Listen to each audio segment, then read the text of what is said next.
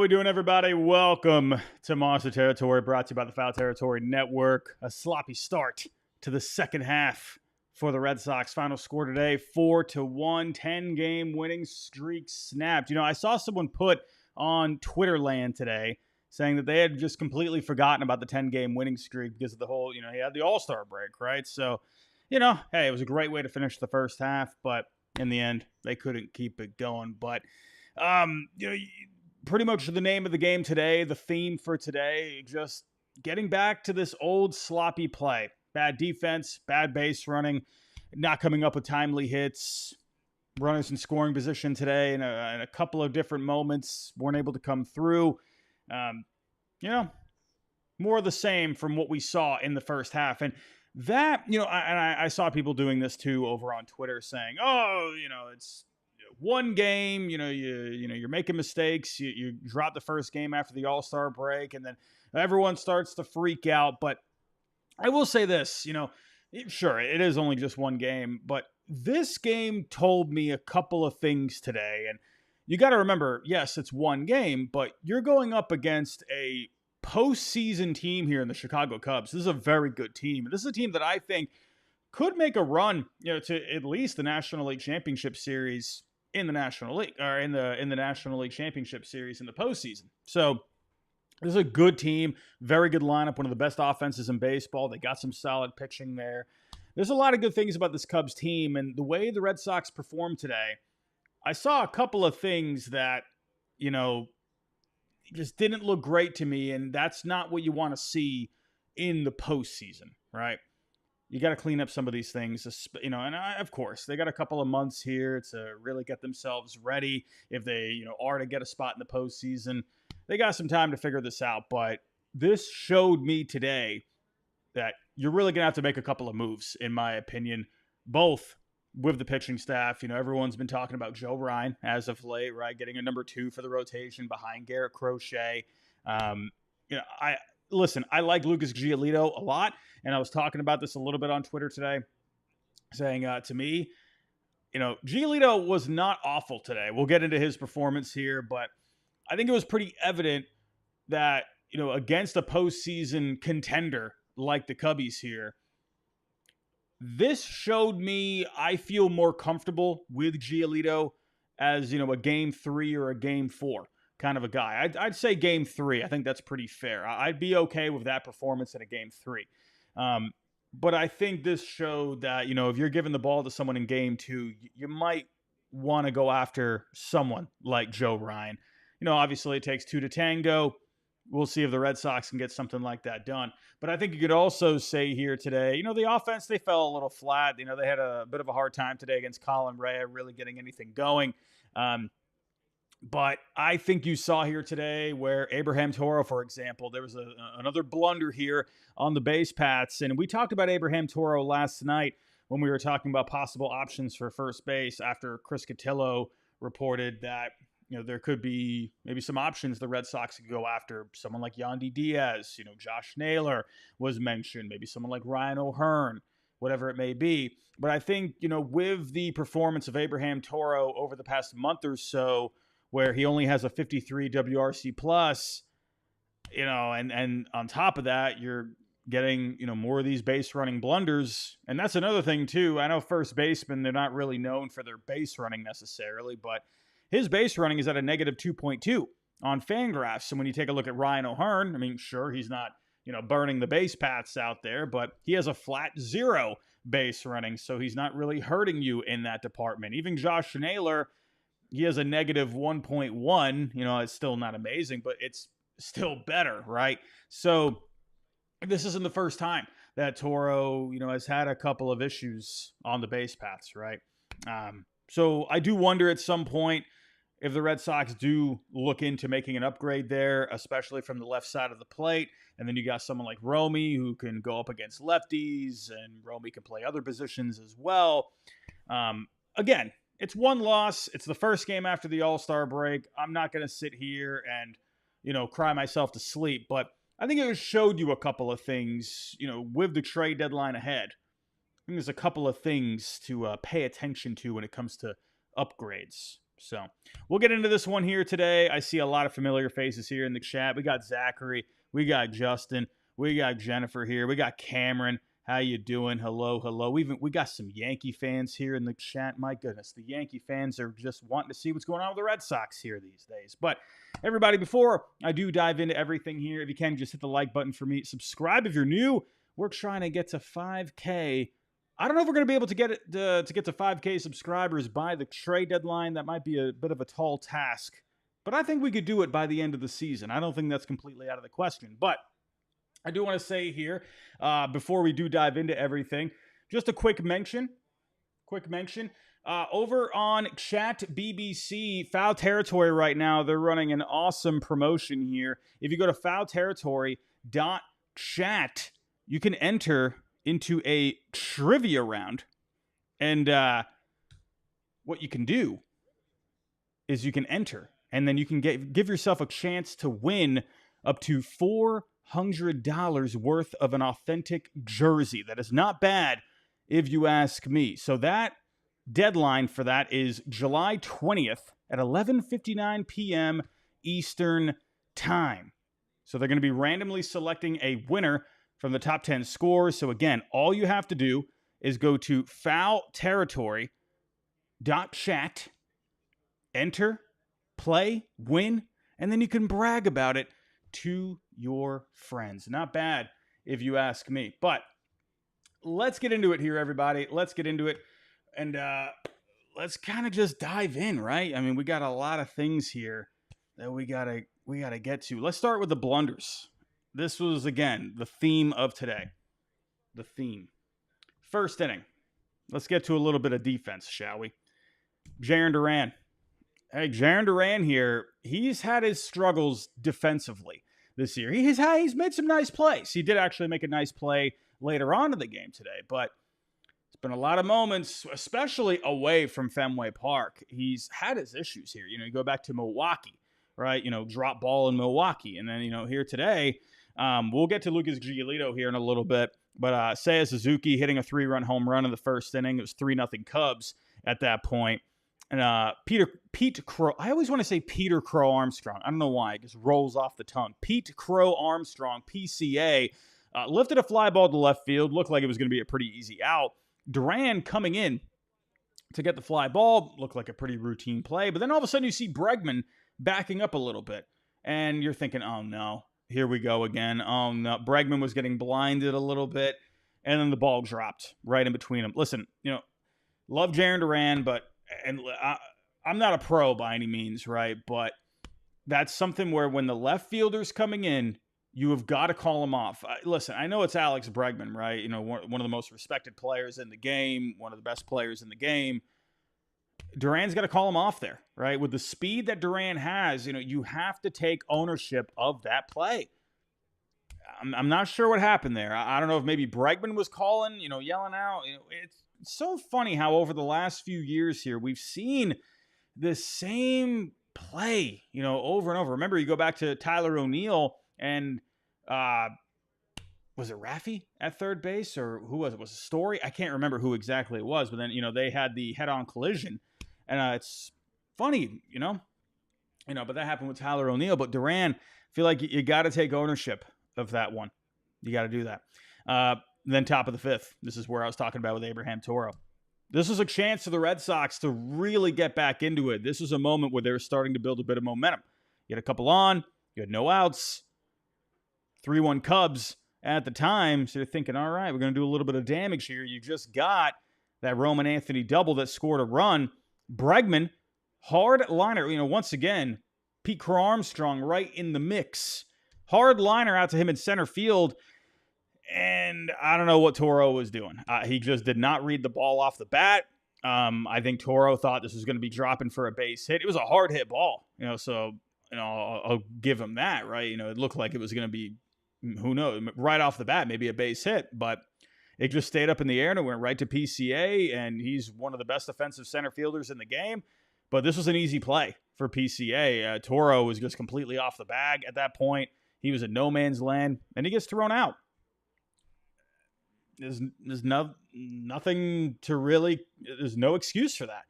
That's happened a couple of times here with the Red Sox. You go back to Romy not too long ago. That happened with him.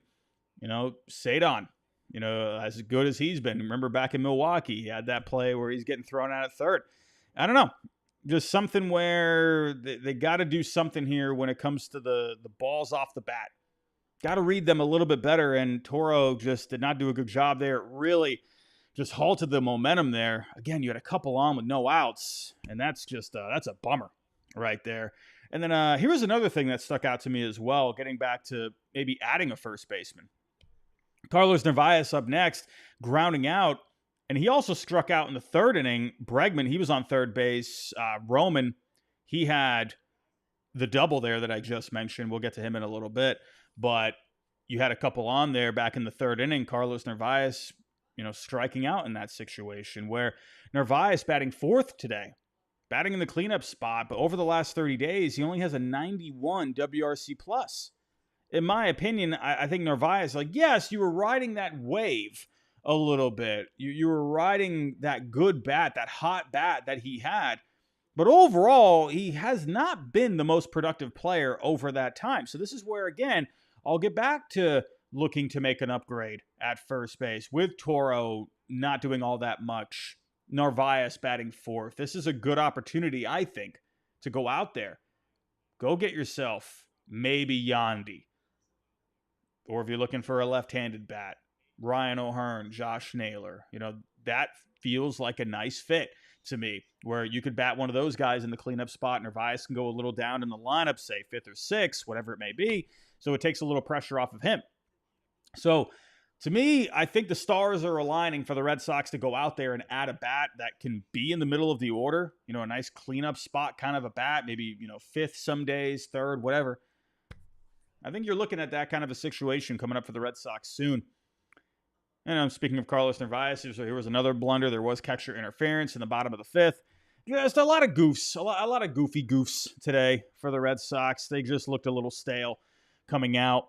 But this is a team where they have shown you when they really build momentum, this is a team that can do a lot of damage. And they're just going to have to get their footing here again. And this is going to be tough in Chicago with a good team. But before we wrap up this segment, Roman Anthony, shout out to him. He was the only source of offense for today. Third inning, Duran, he drew the walk. Bregman had the base hit, and then Roman with his 10th double on the year. Also had a walk today. His on-base percentage is up to a .375. Coming into today, Jacob Wilson led all rookies in Major League Baseball with a .375 on base. So as of right now, the A's got to play here in a little bit, but Roman, among all rookies with 120 plate appearances, is now tied with Jacob Wilson for the highest on base among rookies. Roman Anthony, man. Roman Anthony. Oh, that would be amazing if they can get this guy signed to a long-term deal. So it is what it is. You just had opportunities today. You weren't able to capitalize. You had 7 hits on the day. The 8 strikeouts overall. Not their worst performance by any means. It's nice when they can keep it under 10, but, they just looked a little stale today. They just couldn't really get anything going. Colin Ray, he was just doing a good job of keeping the Red Sox at bay. But let's go to Lucas Giolito.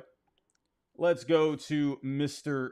Giolito here. And, with Gio, again, listen, I trust Gio in a Game 3, Game 4 situation. I'd be fine with a Game 3 in the postseason, right? If you're in the wild card round, and if you got to give the ball to a guy for Game 3, I'm okay with giving the ball to Giolito at that point. I think that's fine. Or, if you get to a 7-game series, Game 3, Game 4, whatever, right?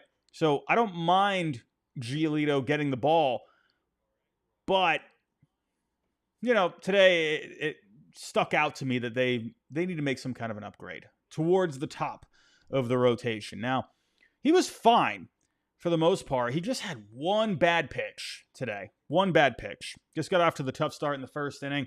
He lacked command on the changeup and the slider. That was something I noticed. The fastball looked fine. It looked like he had a good feel to it. But the secondaries, not so much. I don't know if he just didn't have a feel for them today. I don't know, but you saw that in the early going. He walked Bush. He walked Tucker. And then Sai Suzuki, first pitch, fastball up. It was actually a little above the zone, but Suzuki's such a good hitter. He just took him to town. He took his lunch money at that point. And one swing of the bat, first pitch, made it 3-0. So he did settle down after that. Later on in the 6th inning, he worked around a couple of things, but that's fine. 6th inning, gave up the double to Ian Happ, and that was the end of the day for Gio. 5 1/3, 5 hits, 4 earned, 6 Ks, 2 walks. Not a bad day. The 4 earned runs, that's on one swing. So it is what it is. Not a terrible day for Giolito, but he took the loss. Greg Weisser came in. He didn't look amazing today. He walked Swanson. Horner had the RBI base hit. They made it 4-1, but Giolito got charged with the run. Again, not a terrible day for Gio. One bad pitch, a little sloppy here and there. But he did get a good amount of swing and miss today. That was something I noticed with him today. 14 whiffs overall, 7 on the slider, 5 on the fastballs. He was in the zone a good amount too, 52% of the time, so he was throwing his strikes today. The velo was a little, getting back to the secondaries here, the velo was a little down on the secondary pitches, the changeup and the slider. So that makes me wonder if he was lacking a bit of a feel there. So, again, nothing alarming by any means, but something to pay attention to. Again, I think he was just lacking a bit of a feel. Everybody, let me know your thoughts here in the chat. Let me know here. We have a little extra time today. There's not too much to dive into for today, but let me know your thoughts here in the chat. I see like I said, a lot of familiar faces as always. We got Zachary. We got Froggy Fresh. We got Justin. Video Game Nation, how you doing? Smoke Dog. Jacoby. Andrew the Goat, how we doing? Jacoby, I see what you're saying here. Red Sox offense is not great. Even during the win streak, they only scored runs versus the Nationals and the Rockies because those are bad teams. Their offense wasn't great versus the Rays. Well, here's the thing about the Rays. They're just the Rays, I think, are just a solid team, and they always give the Red Sox problems. I think, actually, those wins against the Rays, sure, they're not blowing the roof off, scoring 10 runs, but they're winning close games. You're not going to blow every team out of the water. And they've shown they can put up a lot of runs against good teams. I know the Yankees, they've had their issues as of late, but they've scored a lot of runs against the Yankees. Go back to a couple other games. They've had some high-scoring games. So you should be doing that much damage against the bad teams. You're not going to blow every good team out of the water. That's just not going to happen. To me, the fact that you can win close games against pretty good teams like the Rays, I think that says more about that team in itself. So it's kind of that's the way I think about it, at least. Justin, they did okay against the Rays besides the 1-run game. Again, winning close games. We've talked about how the Red Sox, where they lose all these 1-run games, and we talk about how bad they are because they can't win these 1-run games. And then when they are winning the 1-run games, so it's like, well, now there's people saying, well, they don't score a bunch of runs against the good teams. Well, what do you want from them? I don't know what you want from them. I don't know what I don't know what to say. I don't know what to say. But everyone, if you can, really quick, just hit the like button for me.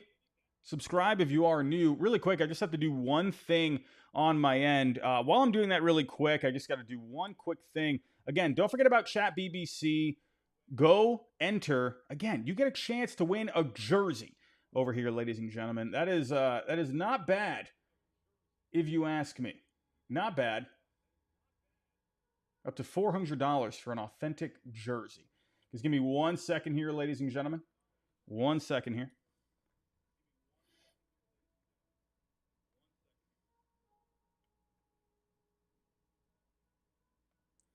One second for me, ladies and gentlemen.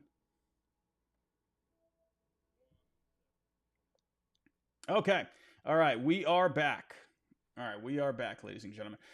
Before we do get to the Game 2 preview, we do have a word from our sponsor. I'll be right back.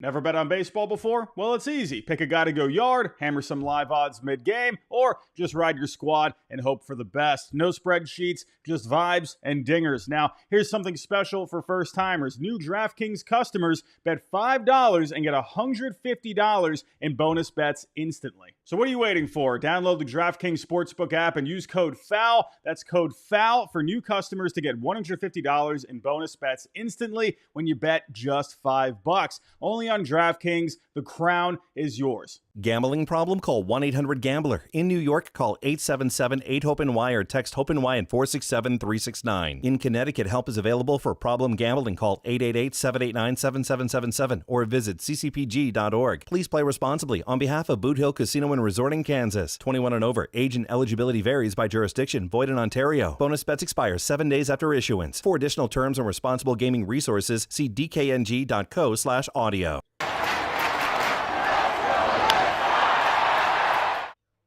Alrighty, let's get to game 2. It is so bright in my apartment right now. I am so sorry, ladies and gentlemen. The sun is just beaming on me. I'm sorry. I don't know what to do. Anyway, let's get to game 2 here. Pretty good matchup here. Let's take a look-see. We got Brayan Bello and Shota Imanaga. Remember, Shota Imanaga, he was a target for the Red Sox before he went to the Cubs. The Red Sox were in hot pursuit of Imanaga. They ended up doing really well with the Cubs last year. Taking a look at the numbers here, 2.65 ERA, 12 starts. Not a lot of strikeouts for Imanaga. So those Ks have gone down here. Let me actually pull them up here. Let's pull up a bit more of the advanced numbers with Imanaga. As you can see, because of that low strikeout total, the FIP is at a 4.52. So something to pay attention to there. I mean, look at the strikeouts from last year. He had 9 strikeouts per 9 last year, and that's down to 6.3 per 9 this year. He's giving up the same amount of home runs for the most part, 1.4 per 9, but the walks are up just a little bit, 1.4 per 9 last year, all the way up to 2.1 this year. So that strikeout to walk ratio, it's got a little closer. But overall, he's been getting the job done. He's another big difference. He's not getting as many ground balls as he was last year. 37% ground ball percentage last year, 28% this year. So he's getting the ball in the air, but at Wrigley Field, more of a pitcher-friendly park, that's going to help him out right there. So Imanaga, he's always going to be tough, right? He's got a tough-looking fastball. It's not a bunch of velo, but it's just the amount of movement that he has on it. It's just a tough pitch. It has a good amount of life, and batters have a tough time with it. But it does look like they have made some adjustments to it from last year. Again, strikeouts are down this year. So let's see if the Red Sox can maybe get something going against it. Brayan Bello, on the other hand, he's been pitching very good as of late. Taking a look at the last few starts with him. Remember, he had that complete game. First career against the Rockies. Again, it's the Rockies, but whatever. Did really well. But against Tampa, 6 1/3, 6 hits, 1 earned, 5 Ks. So Brayan Bello, he's been looking a lot better as of late. Taking a look at the overall numbers with Mr. Bello. ERA at a 3.14. FIP is at a 4.21. So again, you are still looking for Bello to rack up a few more Ks. He has been doing a pretty good job of that over the last couple of outings here. But against this Cubs team, you're going to be wanting to do as good as you can here with this offense, right? There's a lot of good bats in this offense. You saw it today here. Kyle Tucker, PCA, Michael Busch. You just got guys all over the place here, right? Ian Happ, Horner, right? So not going to be easy for Bello here.